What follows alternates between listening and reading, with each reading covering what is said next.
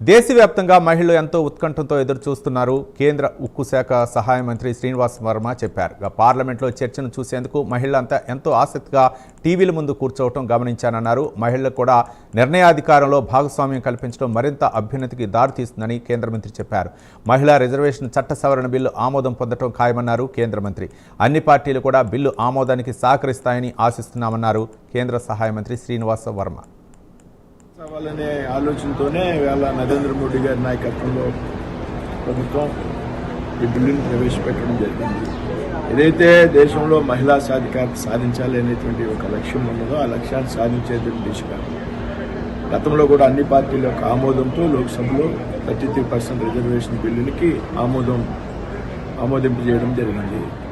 ఈరోజు 29 ఎన్నికల నుండే దాన్ని అమలు చేయాలని ఒక మంచి ఆలోచనతో మళ్ళీ 2034 వరకు కాకుండా సాధ్యమైనంత త్వరగా ఈ బిల్లును ఆమోదింపాలనే ఉద్దేశంతో ఇవాళ లోక్సభ ప్రత్యేక సమావేశాలు ఏర్పాటు చేసి బిల్లుని ప్రభుత్వం ప్రవేశపెట్టడం జరుగుతుంది. తప్పనిసరిగా ఇది ఆమోదం పొందుతుందనేటువంటి విశ్వాసం, నమ్మకం